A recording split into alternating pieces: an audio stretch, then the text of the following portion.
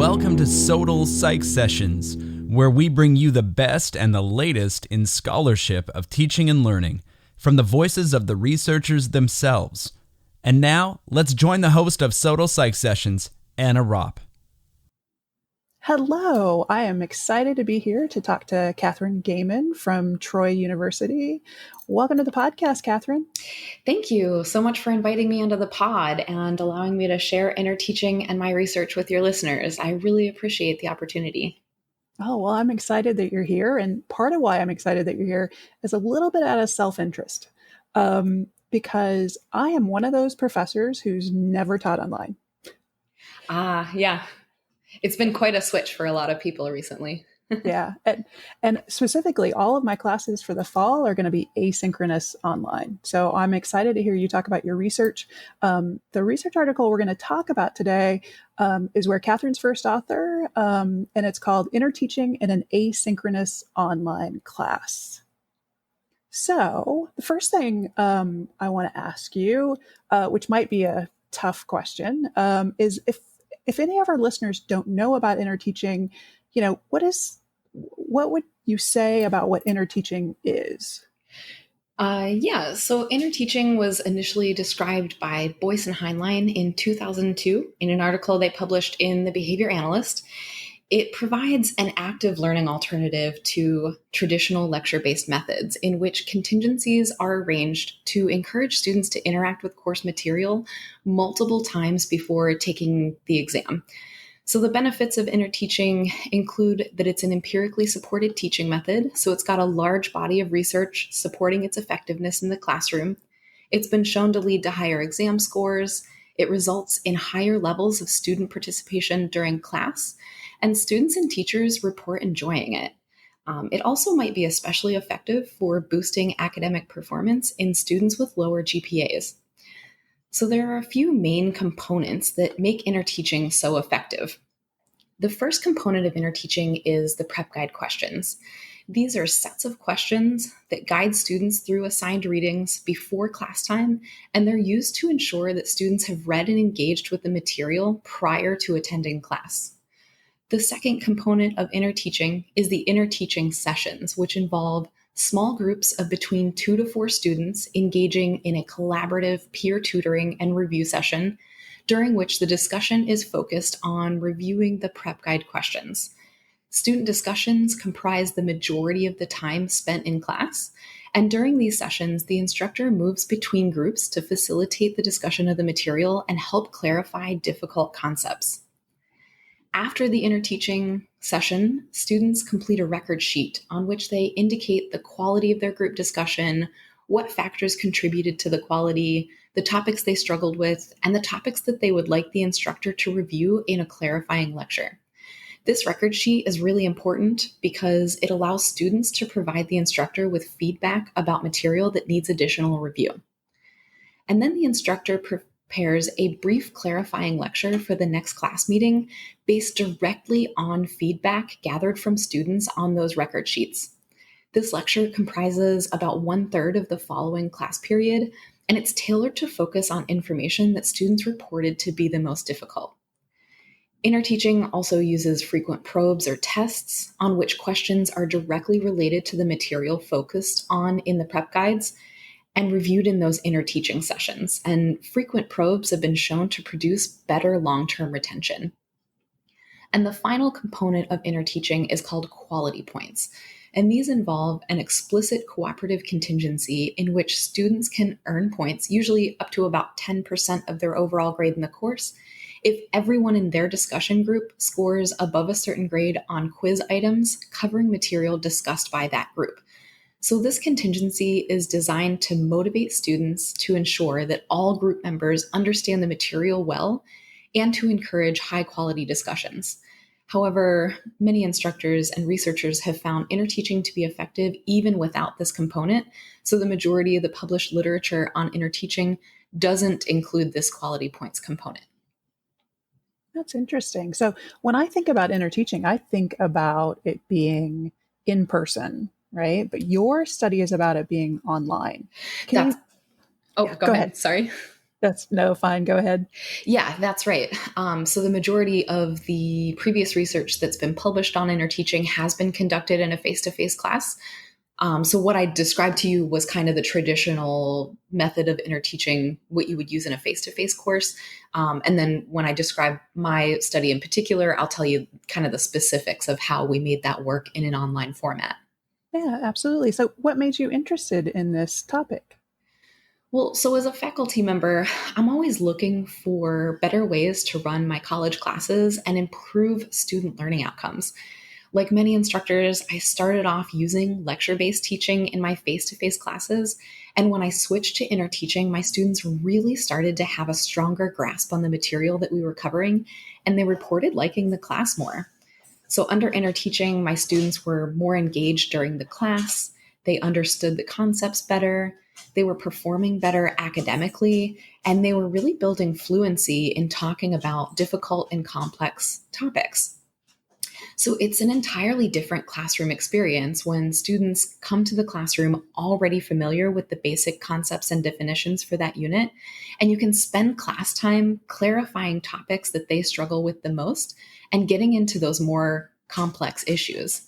And what's great about interteaching too is that it especially helps students who typically don't perform well academically, because each class is tailored to focus on material that students struggle the most with. And I really liked using interteaching in my classroom.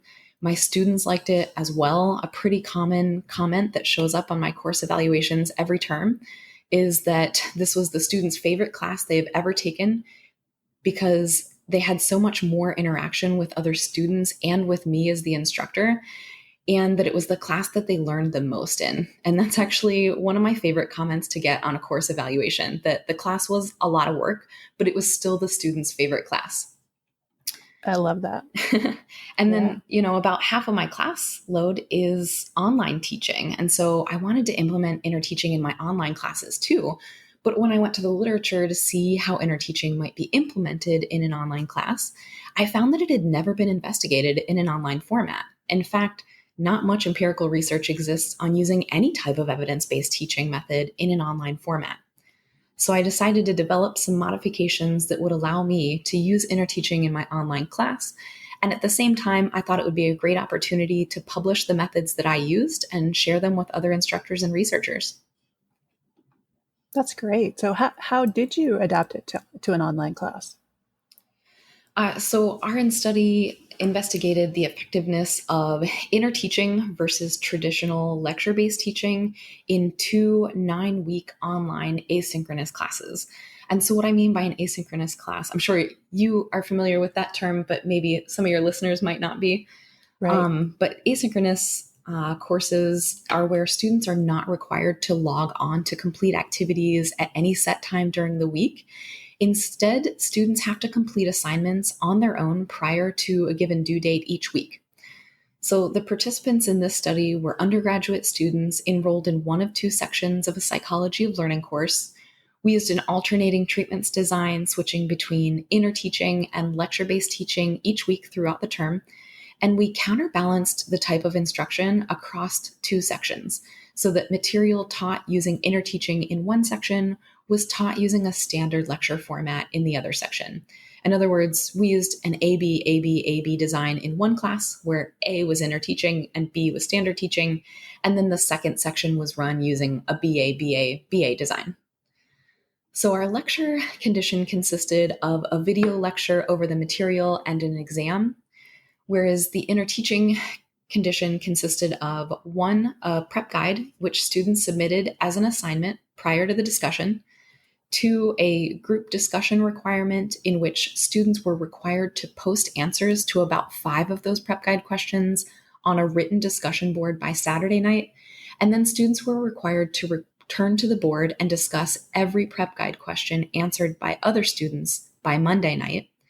And then students fill out a record sheet, and the instructor created a brief clarifying lecture based on the material that students reported as most difficult on that record sheet. That's an interesting design. So what did you find?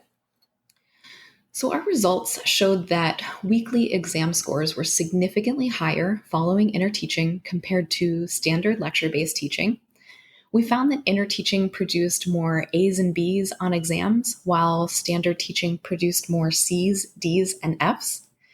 Students also scored more points on the final exam on material that had been taught using interteaching, so we believe that long-term retention was better. And in terms of social validity, students reported that they preferred interteaching and that they learned more during interteaching. Lastly, I think the most important thing to focus on is that even though you're asking more of students when you use this method because they have to do some work outside of the class and come to class already having thought about the material and answered questions over it, they get more out of it and they prefer this teaching method over lectures.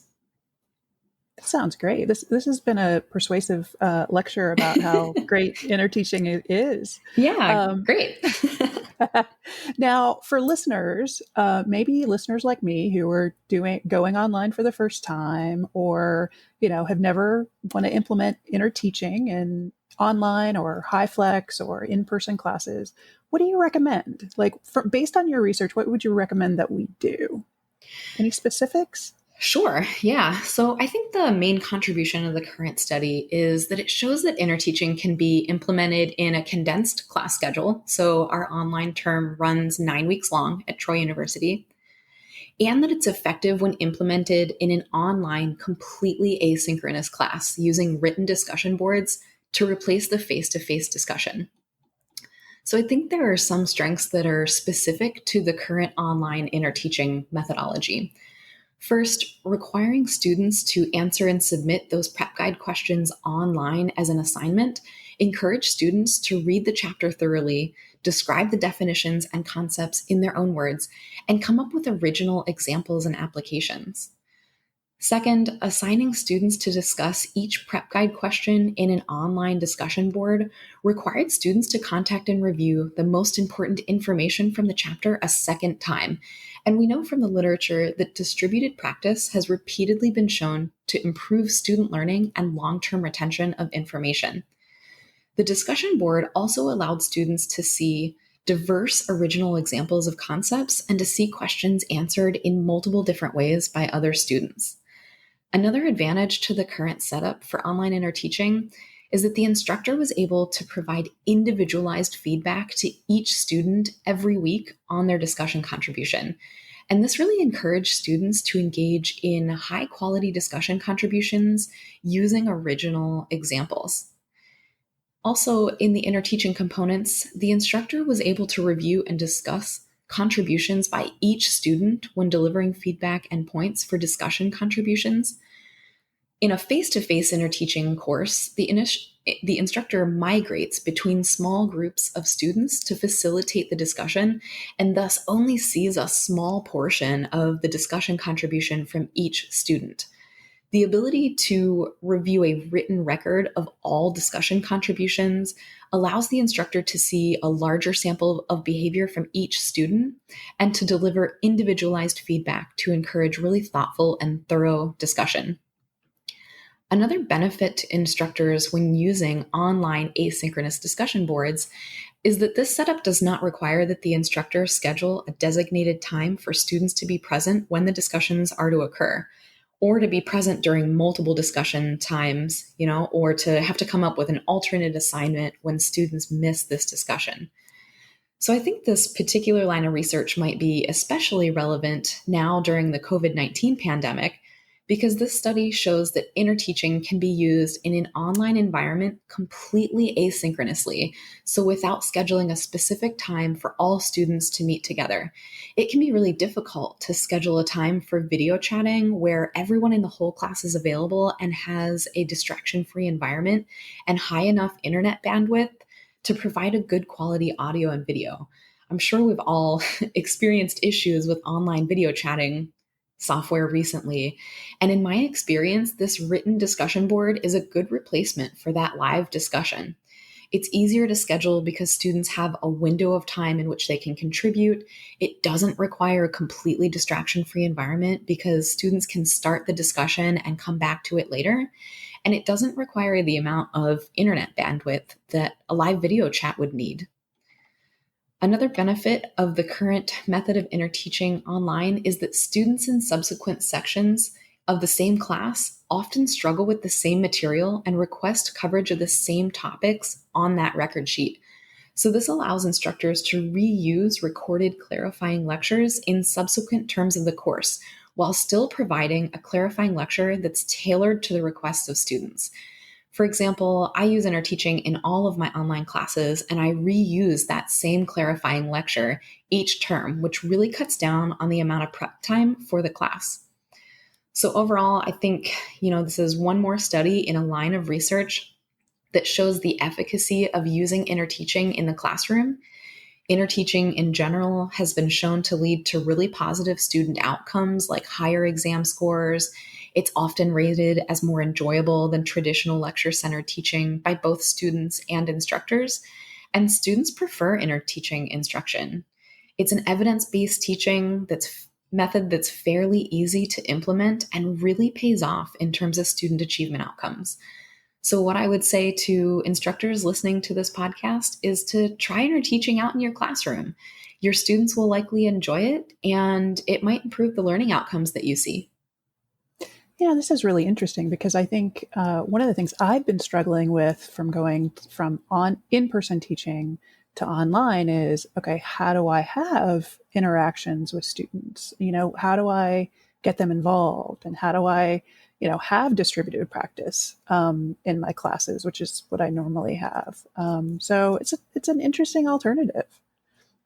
Yeah, I think I think students really like it. I get, reports on my class evals every term that they had more interaction with other students in this online class than they typically do in other online classes, where the discussion board happens less frequently and is kind of more, essay style, where you write, one long post and you reply to one other person's post or two or three other students' posts. Every student in the class is interacting with every other student in the class throughout the duration of the term. Yeah, that's an exciting. Do you have anything else you want to add before we finish? I don't think so. I think I covered everything. I know I was probably too long-winded. Oh, no worries. No worries. It's interesting. So, well, thank you so much for joining me. I really appreciate it. Yeah, thank you so much for the opportunity to come on the pod and share a little bit about interteaching and about my research line. Yeah, absolutely. And for our listeners, a link to this article is in the show notes. So thank you for listening.